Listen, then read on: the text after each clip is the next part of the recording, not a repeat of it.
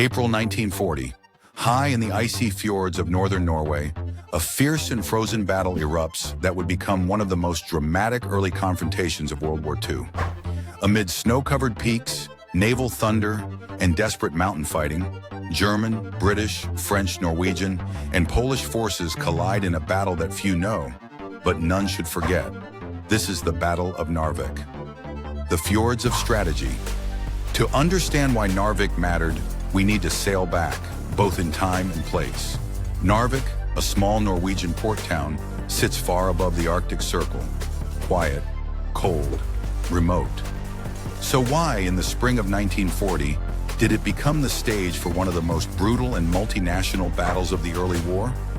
After the outbreak of war in September 1939, Germany's war machine was hungry for iron, the lifeblood of modern warfare.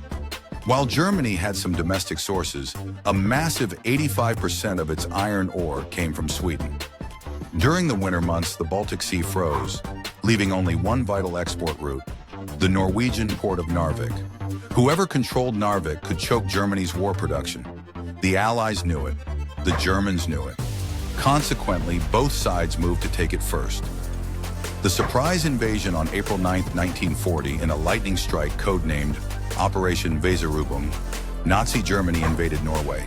10 German destroyers, carrying 2,000 mountain troops, slipped through the fjords and captured Narvik. Germany's move stunned the world.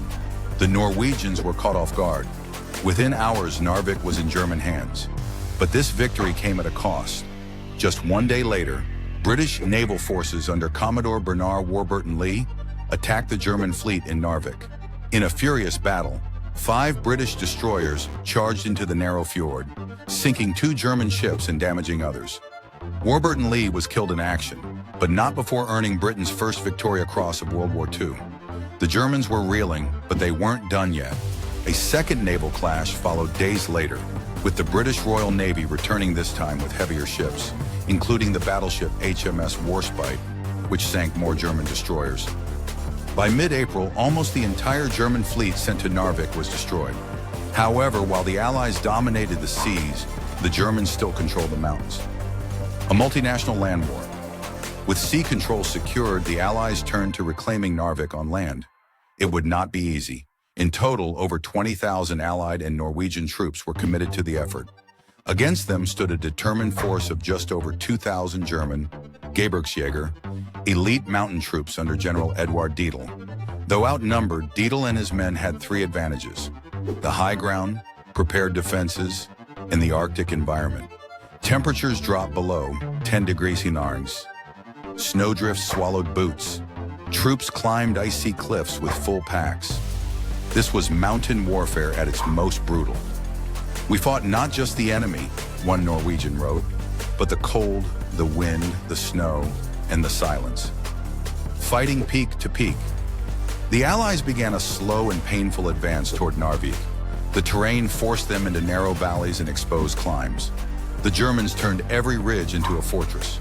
In May 1940, a major offensive was launched. French Foreign Legionnaires stormed German positions at the village of Björnfjell, while Polish forces attacked from the south. Imagine this: hand-to-hand combat with bayonets and grenades fought above the clouds. Fog rolled in, snowblind men, and still the battle raged. The Norwegians, fighting for their homeland, led daring raids on German supply lines and mountain cabins. Slowly but surely, the ring around Narvik tightened. Narvik falls on May 28, 1940, after nearly 2 months of grueling combat.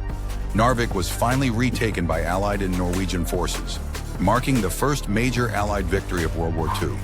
But it was a bittersweet triumph. Even as celebrations began, disaster struck elsewhere. On May 10th, Germany launched a massive offensive in the west, invading Belgium, the Netherlands, and France. The Lightning War, Blitzkrieg, had begun. The Allies had to make a brutal decision: abandon Norway to save France. By early June, Allied troops began evacuating. The Germans, reinforced by airlifted troops and better supply lines, retook Narvik and northern Norway. Aftermath and legacy. The Battle of Narvik was over, but its story was only beginning. Though the Allies ultimately withdrew, the battle had long-lasting consequences. Germany's navy lost 10 destroyers, nearly half of its destroyer fleet. It would never fully recover. It exposed Hitler's overconfidence in quick naval strikes. And it gave hope for Norway, for the resistance, and the world. Winston Churchill's quote on the bravery of Narvik. And from it emerged heroes. General Carl Gustav Fleischer, the Norwegian commander, became a national symbol. The Polish troops earned a fierce reputation for resilience, and Allied soldiers learned that courage wasn't just needed on the battlefield. It was required in leadership, withdrawal, and sacrifice.